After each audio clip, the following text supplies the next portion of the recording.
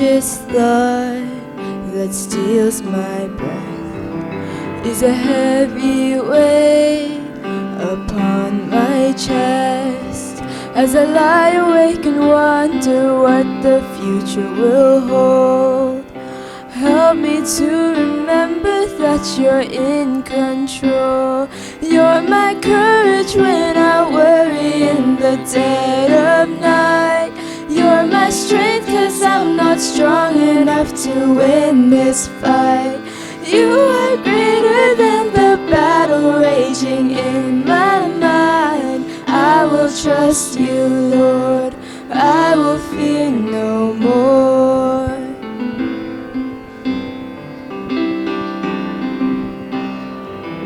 I will lift my eyes, I will lift my cares, lay them in your hands, I'll leave them there. When the winds and waves are coming, you shelter me. Even though I'm in the storm is not in me.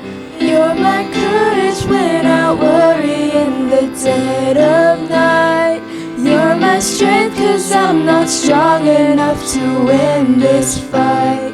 You are greater than the battle raging in my mind. I will trust you, Lord.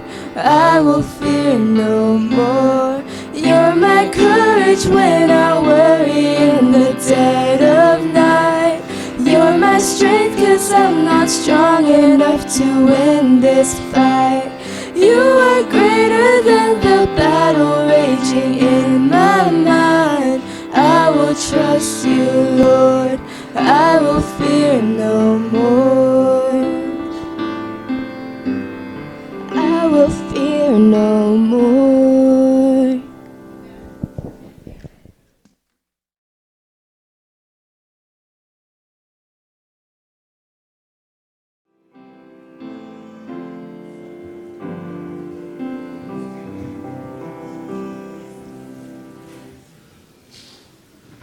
Good morning. So good to have you all up here. I'm glad to see you all. I'm going to tell you a story today that happened about 15 years ago. I know that seems like a long time ago to you. It doesn't seem like that long ago to me. This is a story that happened clear on the other side of the world, over here in Africa, and in the country of Kenya. Do you know where that is? It's right there. Do you know where we are? We're all the way around on the other side, over right about there. So it was a long ways away. And the thing that you need to know, here's Kenya right there, and this big ocean right next to it. Anybody know what that is? That's the Indian Ocean. Very good. I wasn't sure that you'd know what that was, but you do. Very nice. About 15 years ago, there was an earthquake in the Indian Ocean. And when that happens, it creates a giant wave that comes up, and we call that a tsunami. Have you ever heard of a tsunami? Yeah. And the waves get really, really tall, and they come up on the land. And that's what happened that I'm going to tell you about today. It causes a lot of damage to the houses and the property along the edge of the ocean.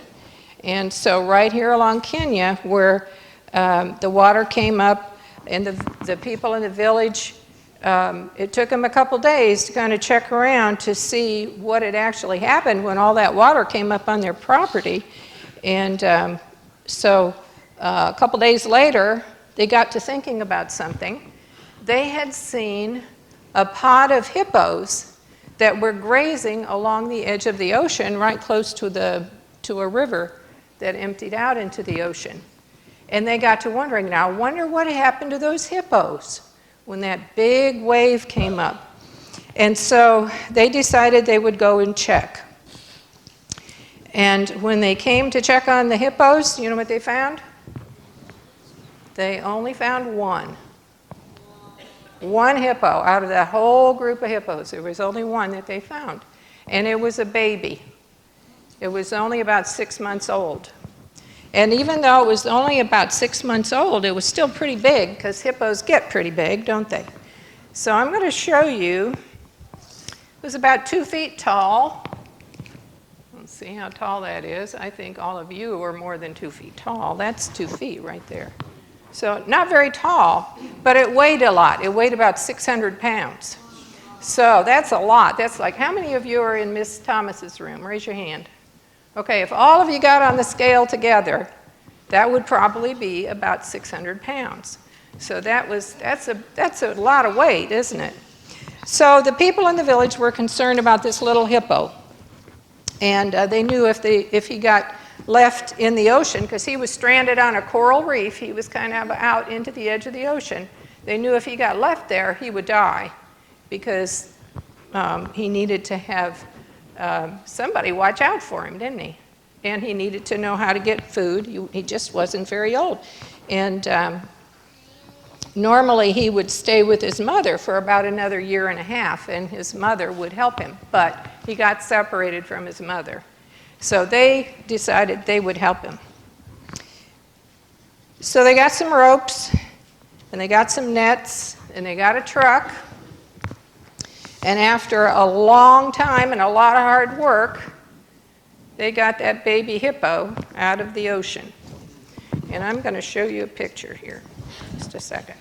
Here's a truck that shows all those people out there trying to help that baby hippo.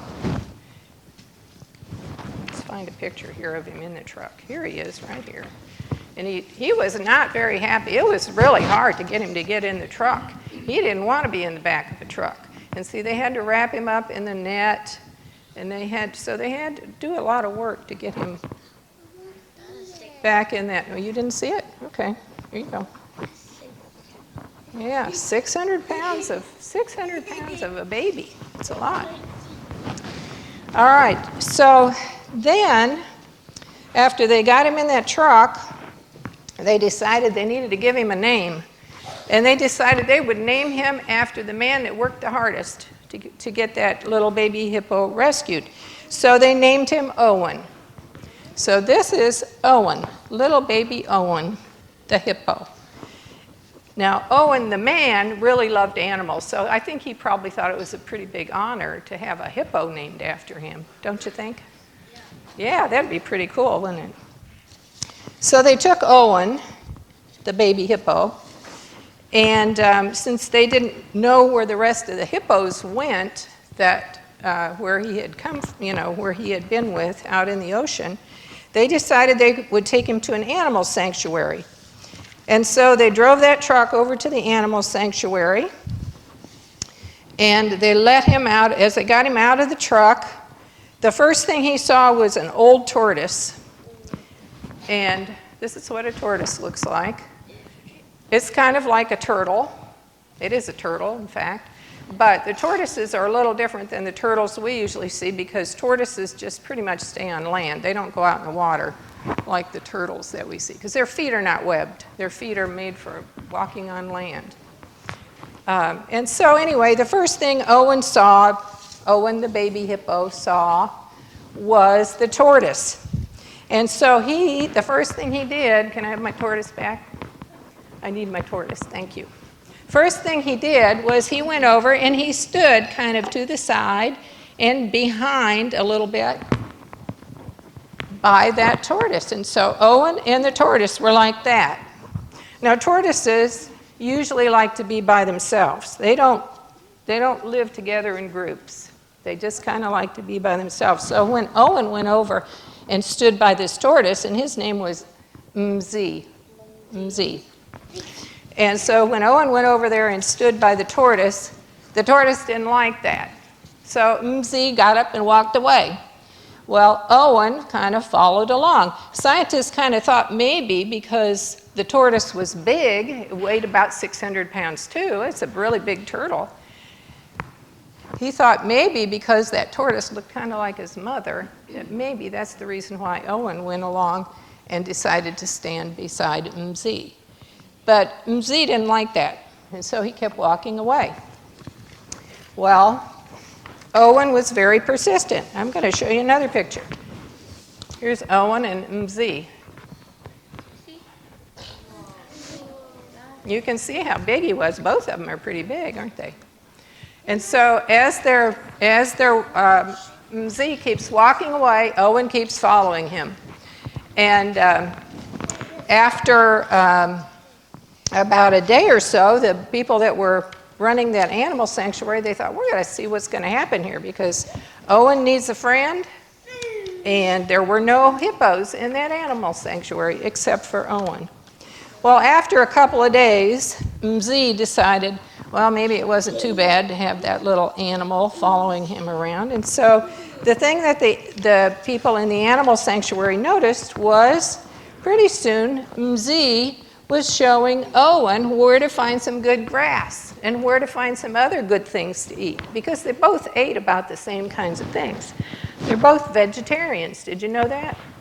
Both of those animals are vegetarians. So Owen would stay by Mz, and Mz would show him where to find food. And then a few days later, they noticed that Owen was finding the food, and Mz was kind of following along. So they were getting to be friends.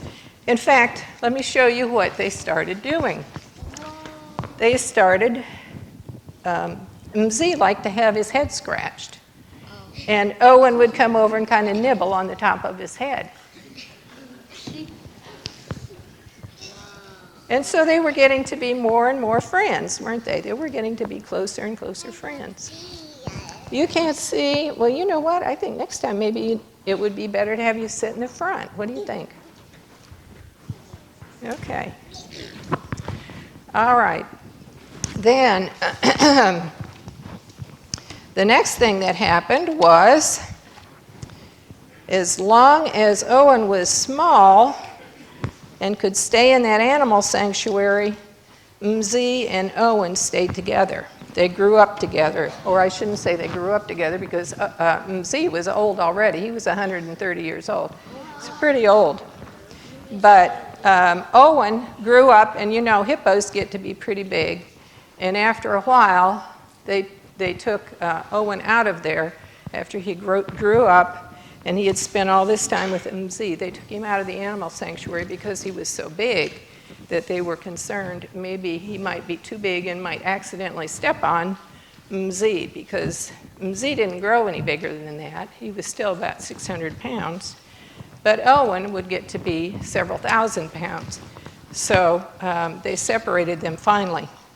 But here's the thing that I want you to think about with this story. God sends us friends, doesn't he? He sends us people that can encourage us and help us, and we can help and encourage our friends. And that's part of God's plan for us, is to have people around us that can be thoughtful and kind and encourage us, and we can encourage them. In fact, the Bible has a lot of stories about different friends of people in the Bible, and it also has a text that I'm going to read to you that says, this is found in Proverbs 18:24. It says, a man who has friends must show himself friendly, but there is a friend that sticks closer than a brother. Now, who is that friend that sticks closer than a brother? Who is that? Yeah, that's God or Jesus, isn't it? Yeah, and so the Bible tells us that God will always be with us, Jesus will always help us, and we need to remember that he'll always be there for us. Let's bow our heads, please. Thank you, Lord, for all the examples that you give us in nature, and for the stories in the Bible that help us to learn more about you. And we thank you that you're watching over us, that you care for us in everything that we do. And we ask that you help us to do what's right. Help us to make good choices and to become more like you. We pray in thy name. Amen. Okay, you can go quietly back to your seat.